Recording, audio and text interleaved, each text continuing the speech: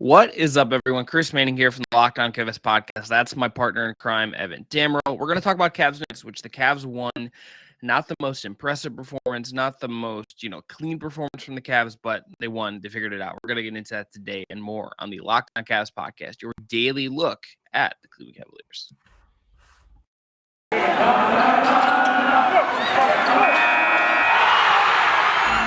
You are Locked On Cavs, your daily Cleveland Cavaliers podcast. Part of the Locked On Podcast Network, your team every day.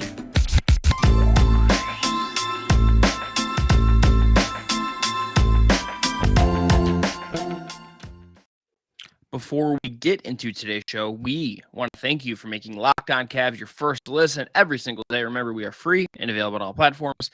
That includes YouTube, where we are over 1,000 subs, but we want to keep that number rising. Help us say get to 1,500 by All-Star Weekend. That sounds like a nice, clean, round number to me. But Evan, what's up, buddy? How are you? Good, man. I'm good. A little tired. My allergies have been bad. As you know, we'll not disclose fully what's going on, but it was a fun game.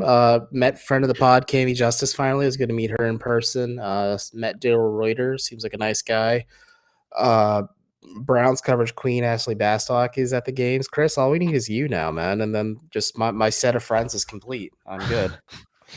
Look, if we can get some no snow, and I can, Bro, the roads were absolutely awful coming into the game and then leaving the game. I was just like, you said skirt in the text, and I skirted across a green light at one point. I was just like, oh, Jesus Christ. Yeah, I'm a little over the snow right now, but we're not here to talk about the weather. You can check that out. I will say I did watch watching the Bucks from the weekend, having just been in Florida, and I was like, oh, that looks nice. Other things considered, but that looks quite nice. But well, if you want to check out the weather, check out our parent station WKYC for the local weather forecast. Please go do that. But Evan, Cavs Knicks again. I think they win.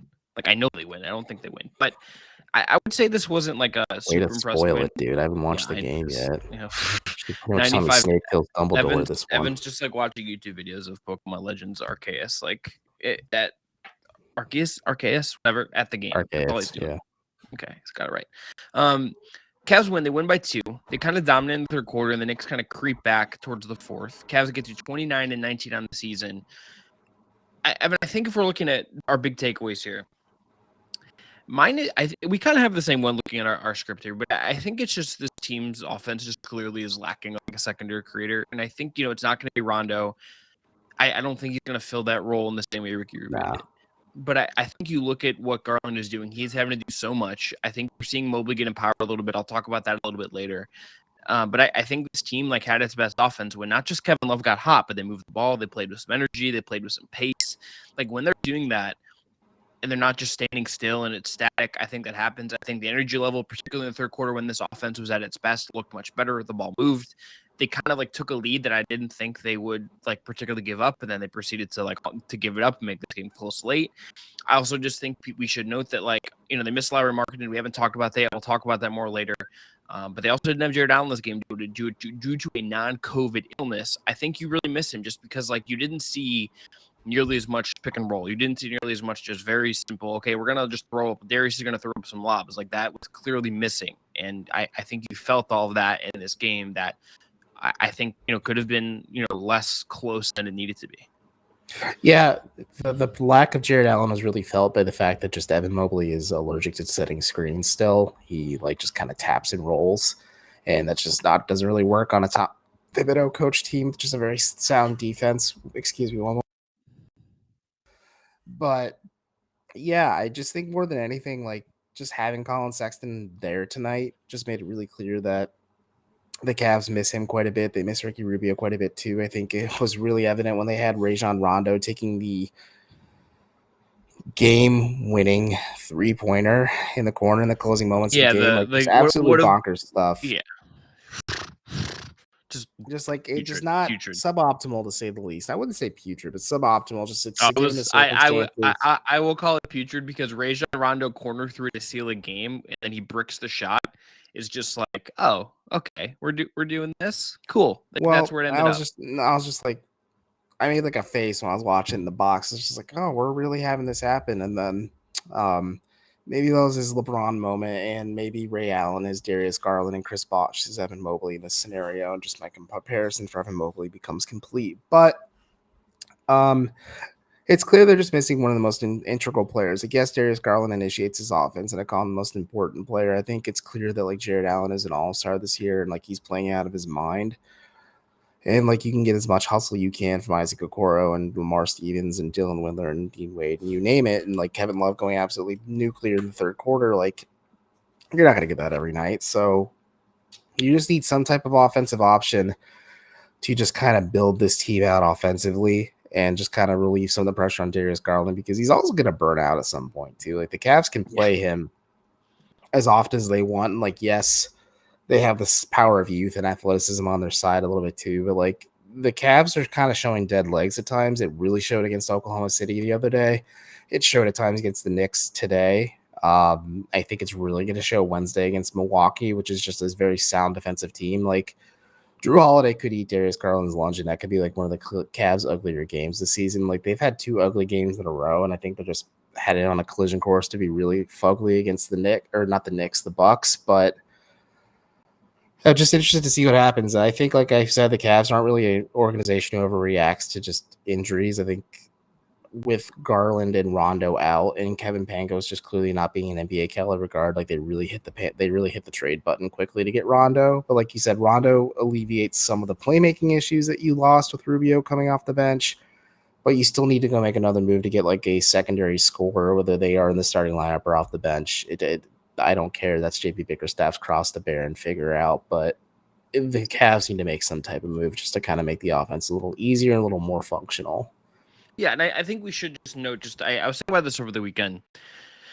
This is not like a thing you can just, it is not as easy as like, I think some other sports in terms of making these moves, right? Like if you're an NBA team and you're in the situation. It's not NBA 2K, folks. You just can't pick two players and hit start for a trade button. Yeah, right. Like you can't do that. So like it's not like the MLB where it's like, you know, if you have a starting pitcher injured, you can call someone from AAA, shuffle your 40-man roster and make it work and fill in a gap like that, right? Like it's not the NFL where like the practice squad is full of guys at depth pieces and you will rotate guys in and out, have the IR. Like these rosters are fixed. The salaries, I think, to the benefit of the players, the labor of this league are guaranteed for the most part in a way that is, you know, you're not just going to cut a guy and go sign someone else. The quality of player at that level is, you know, it's not like a replacement level thing at that certain level. Not saying like guys in other sports are, but like, sometimes you can make do with like your a running back you get off your practice squad or like a starting pitcher or like a reliever to fill in at times. Like you can make do in certain spots at times. It doesn't quite work the same way.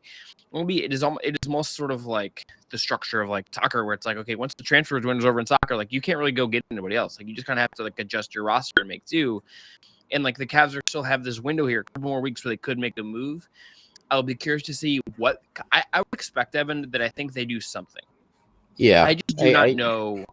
I just what do not that know. Something like, is. Yeah, is it something significant? Is it something that is going to like satiate like sort of this playmaking need? I don't know if that deal ultimately ends up being there in the way that like maybe people would like it to be. I think that's an open question. Yeah. We'll kind of see how things pick up here as we go. But like Real that, quick, like before the break, like I don't see how that deal happens because like I know a lot of people are saying, "Oh, Eric Gordon." Did you see the report from the Athletic this evening? I did.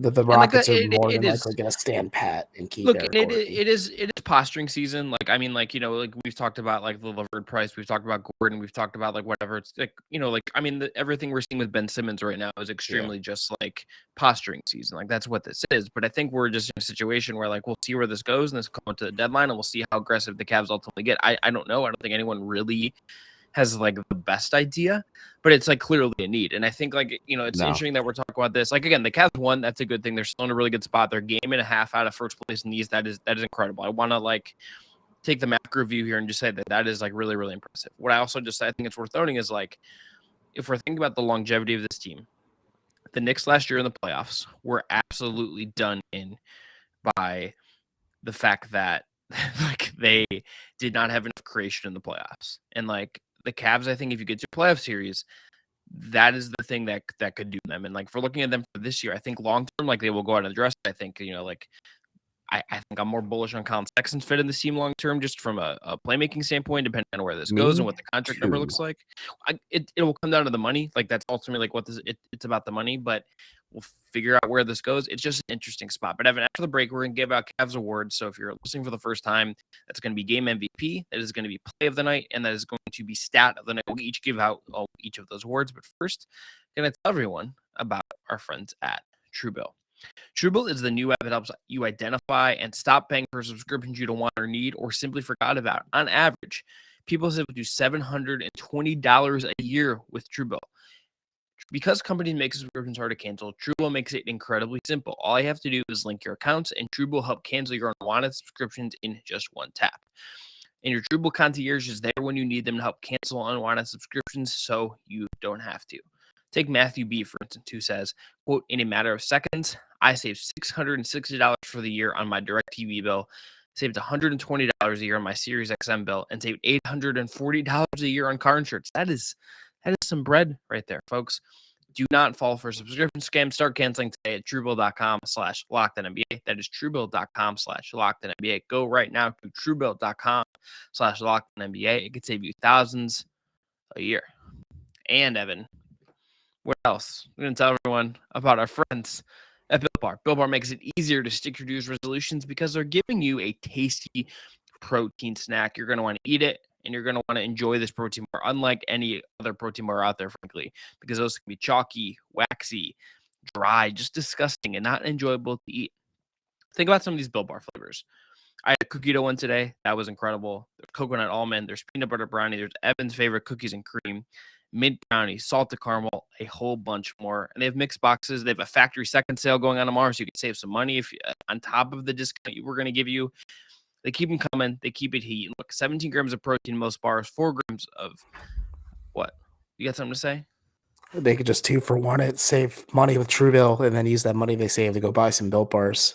Beautiful. Synergy. 130 calories in most bars, 4 grams of sugar, and 4 grams of net carbs. Go to Built.com. Use the promo code LOCKED15 and get 15% off that order. Again, that is promo code LOCKED15 for 15% off at Built.com. Again, there's a factory second sale going on starting Tuesday as well. Go check that out. Save a little more cheddar at Built Bar. Evan, let's get into awards. Let's start with MVP. Who is your game MVP for this one? It's Kevin Love. His post-game comments were really good. I think he honestly is just one of the better interviews for the Cavs because he knows how to speak to media. Well, he's also just like not in a bad mood anymore. Like he's just like vibing. Yeah, Like, he opened up about that. I think Chris Fedor got him with a good question on that one. He said, like, listen, I've kind of learned and grown from my mistakes. I know the guys rag on me for being old, yeah. but I'm still young-ish and I can still grow and change, and I've learned a lot. I think JB having faith in him and his shot, like he said, like you've noted, he and Jetty have really struggled since Ricky has gone down. And I think not having Rondo out there has just made it really hard for those two in terms of perimeter shooting. And just tonight was his night. And he was just kind of the spark that just swung the pendulum back in the Cavs' favor. And like it got a little dicey in the fourth, but the Cavs probably wouldn't be in that game in the fourth if it wasn't for Kevin Love shooting in the third. Yeah, he was incredible. He's going to come up later in my stat of the night because he was just on fire in a really impressive way in that quarter when they kind of needed someone to do something. But I'm going to go Isaac Okoro just because I thought he was excellent in the first half. Good pick. And I thought this was just perhaps one of his most complete games as an NBA player. Still some misses at the rim that leave you like a little wanting. He had like 3 in this game where you're just like, okay, Isaac needs to finish this to kind of really maximize what he can be. Had some good offensive rebounds that would like miss the putback shot and stuff. But like, thought he was really complete at defense, absolutely competing, absolutely getting some offensive rebounds that we don't always get to see from him. I thought just a very complete game. Loved it's not going to be my play of the night, but I loved the fast break he had with Jetty, where him and Jetty just in sync. I love the step through with the Euro step finish that he had on RJ Barrett. Like, he is subtly growing. And if he can like fill the box score a little bit more, be a guy that gets you some rebounds, get you some steals, get you a couple assists. And I think like I've been meaning to do this, but looking at his hockey assists would be sort of interesting. Like he can be a guy that can, I think, fill some roles. And like he's, I mean, especially while Markkanen is out, like they're going to be looking to find guys that can step up and provide a little bit more. And we'll talk about that later. But like he's a guy that I think has an opportunity here. But to me, this was perhaps the most complete game we've seen him play this season. Evan, let's go to play of the night. What is your play? It is in the closing moments of the game, and actually, I talk about this. I think it's when Rajon Rondo took that 3-pointer. It's Evan Mobley grabs the offensive rebound. Evan Mobley came up big down the stretch. Like he was a little inconsistent, a little shaky from the free throw line, but was really just big in terms of just playing to his size and just crashing the glass a lot too. But he kicks out to Darius Garland, who had a very slick 3-pointer to kind of just really put the game on ice for Cleveland. It was still close down the stretch, obviously, but like that was a huge three. You could really feel like the momentum just like teetering a little bit, and it was just a big play. Good read on Mobley's part. I think that is like a sneaky part of his game is just like him facilitating from the elbow or him just getting offensive boards and just kicking it out to whether it's Dean Wade or Darius Garland. Like Dean Wade missed a few. Like Evan Mobley could have flirted with the triple double tonight if the Cavs just kind of made a couple more of their threes, but Mobley being a key part of it, and just that was my play of the night pick. The defensive rebound he had that led to him getting fouled and then being the last bit there, I think was really, really good. Evan, I'm going to shout out Lamar Stevens for my play because the switch he made at the end of this game to stay Julius Randle and like contest Julius Randle shot at the end of this game. The Cavs defended, a pretty like vanilla kind of boring inbound play, for being honest, but defended it perfectly, stayed with their guys. Literally, Knicks just got a terrible shot off into that game. They just needed 2 to tie it or get a 3 to win. Lamar Stevens up in Julius Randle's grill. Just like amazing stuff from him at the end of this game. And like the Cavs won a 95-93 game, which is kind of like I feel like if JB Bickerstaff could like put like forth like his like dream sort of like game, it'd be sort of like a mucky defensive game. This was kind of like that to some degree. Yeah, he said post game this was like his ideal effort from the Cavs, start to finish, and I'm just like, really, man? This was as ugly as the Thunder game on offense. Sicko stuff from JB, but like you look at the end of this game, and it's like, okay, like this team Just waiting for you to defended this open your perfectly. blinds. You see JB Bickerstaff just peering in the window, laughing. You just go at his house, like makes him like a whatever his like late night like kind of thing is after whatever he unwinds.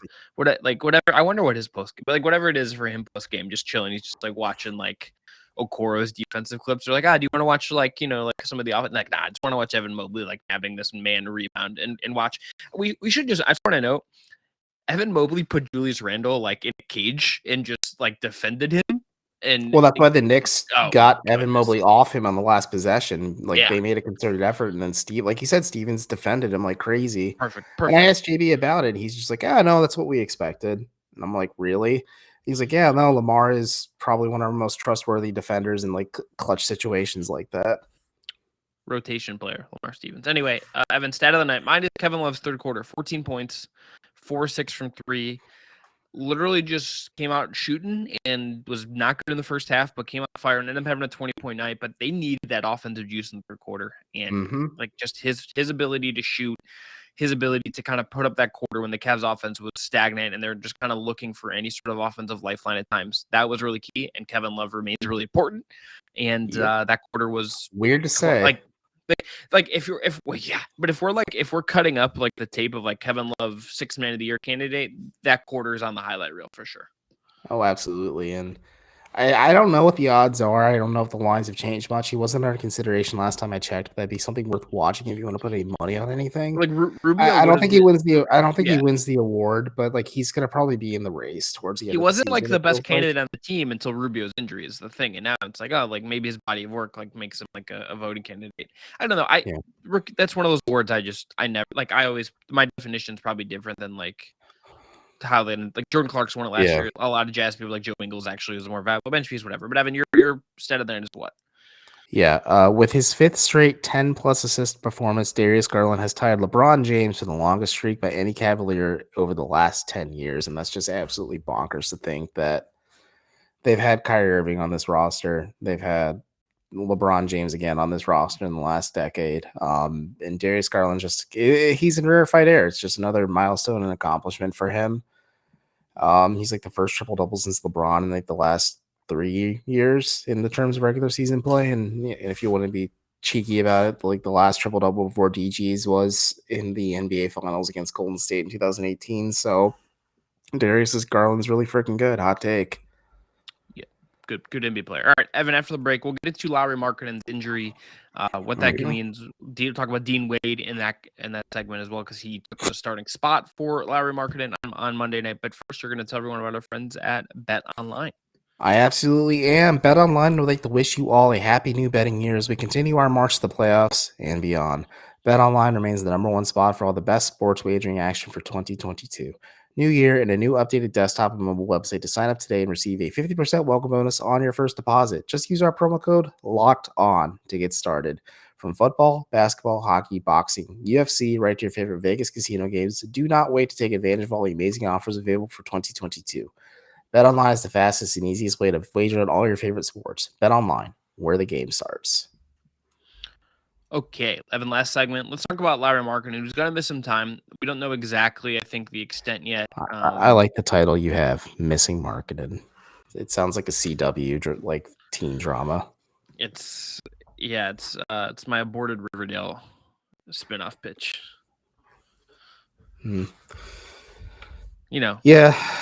I like that. I like the broke your brain before you broke mine. Let's go. Don't know where to go with this. It's right, late. So the lateness is breaking my brain more than anything. So Lauri Markkanen is going to miss some time. Dean Wade starts for him. Evan, I think honestly, I think there's obviously like some things you're missing with Wade instead of Markkanen. I think certainly I don't expect like Wade to get the same kind of kind of coming off of screens and getting those kind of role opportunities because he's just a little smaller. But like I don't.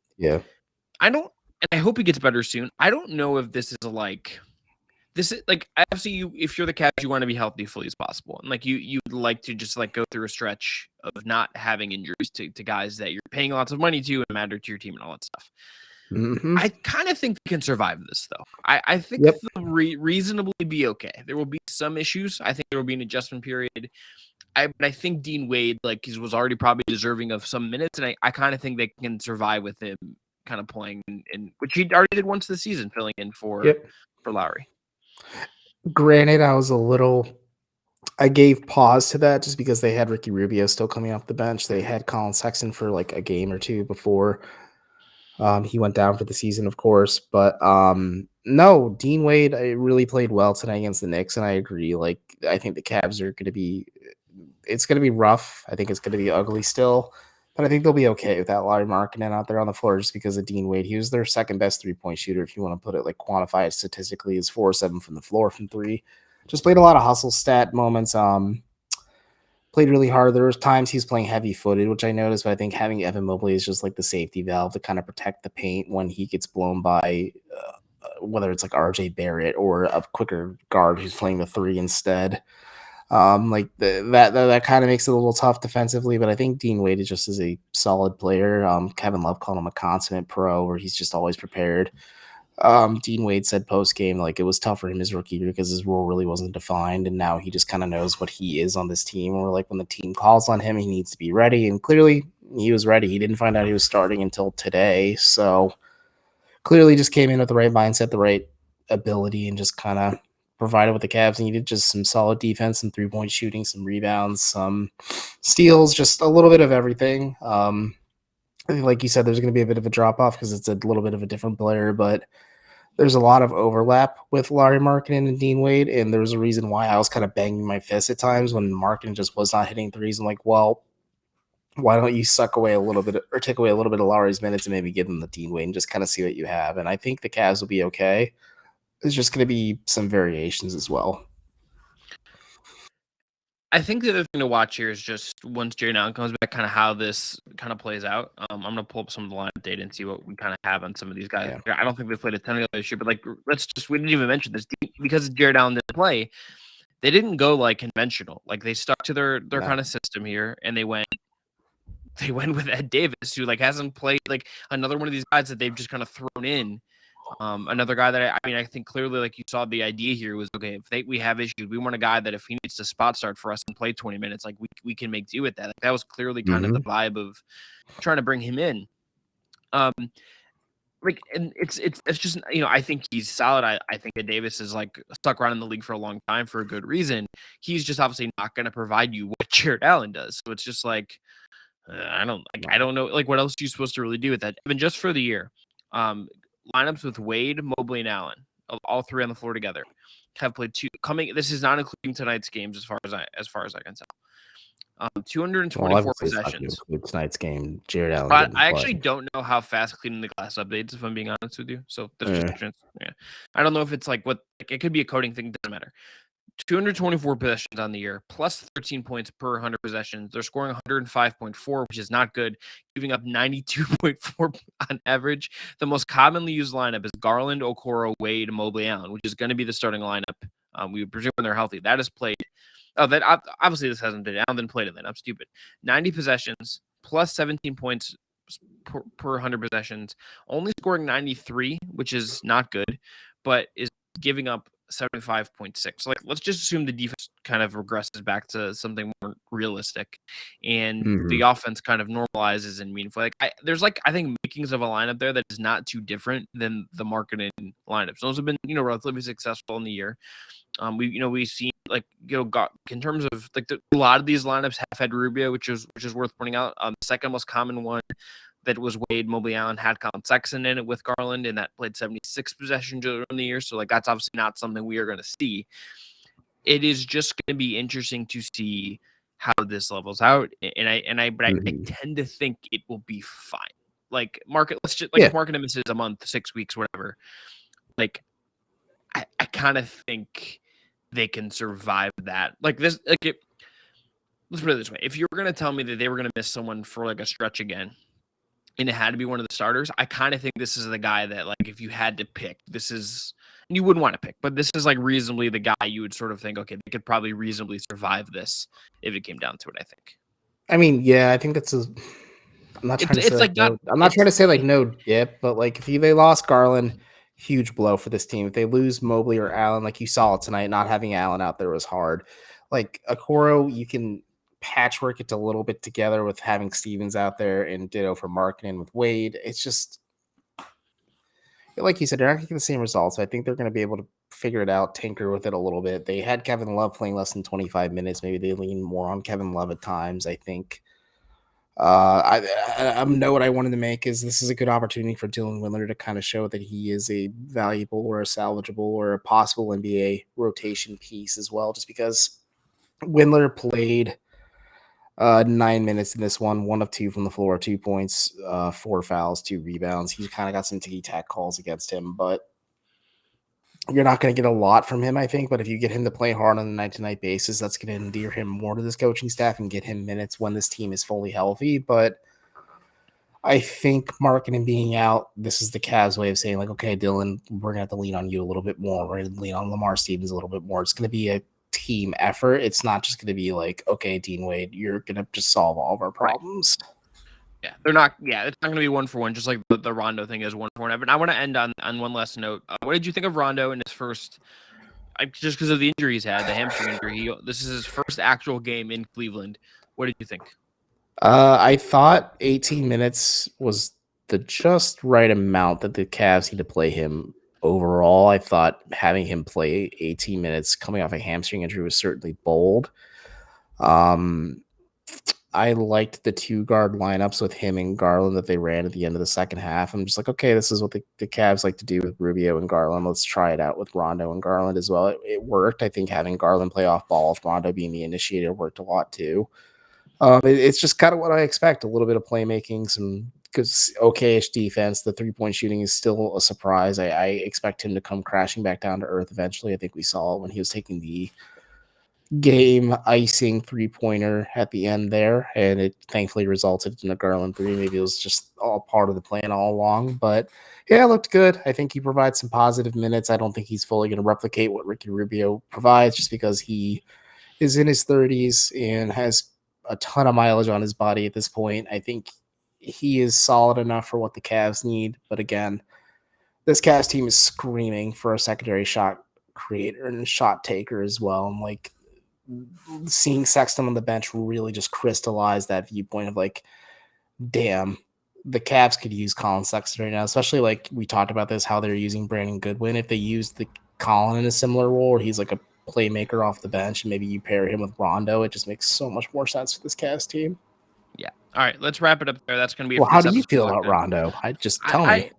He was fine. Like I think the 3-point. I gotta chuckle out of the 3-pointer he hit because I was just like, I this didn't get a is not. chuckle. I was just like, bro, what are we doing here? These fans are gonna be so The, upset. They already got the free curly fries. Let them go home with a win. Yeah, I meant I meant the 3 that he made that was like really deep, and he just like Oh, I'm like sure, Rondo, like this is never something you're gonna do, but you did it. you and I Like feel the same way. yeah, like I think he's just such a different flavor than what Rubio provided that I think that is still sorting itself out here. Also Yep. just want to note that Jetty Osmond only played 11 minutes in this game, and like that also feels worth keeping your eyes lasered on his minute totals as we go on here. I think will be worth kind of. Well, we got to run the numbers on how he's looked since Rubio went down for the year too. I will come end of the show. I will come stacked with that Wednesday, the Thursday morning show when they play after they play the Bucks. I will come hot, locked and loaded with those numbers. I just need time to crunch them. All right, that is going to be it. Evan, any final thoughts as we skedaddle out of here? No, I think my favorite storyline this year is just the Kevin Love like complete revival of his image here. Like people would die for Kevin Love now, and I'm pretty sure if he signed like I know Justin Rowan pointed out like it has to be 50% of what he's making now, but if like he signed like another contract to keep him here long term, like I don't think you heard anybody complain about it whatsoever. The number, as always, would be fascinating. Cavs again, not something we want to talk about anymore, but how they manage this team in the next couple of years will be one of the most interesting stories to me about where this team kind of goes. But all right, now we're done here. We want to thank you again for making Locked On Cavs your first listen every day. Now we want to recommend you make your second listen Locked On Bets, your daily one-stop shop for our gambling needs. That is Locked On Bets, hosted by your boy Q with expert analysis and insight from Lee Sterling. It's free and available on all platforms. I'm Chris. That's Evans from Locked On Cavs. Peace out. Back tomorrow. I'm gonna talk with Locked On Bucks host Kane Pittman in a little crossover about Cavs Bucks. So that Wednesday game will be a doozy and a half, and Evan will be back for our recap of that on Thursday. Until then, be well. Peace out, Boy Scouts.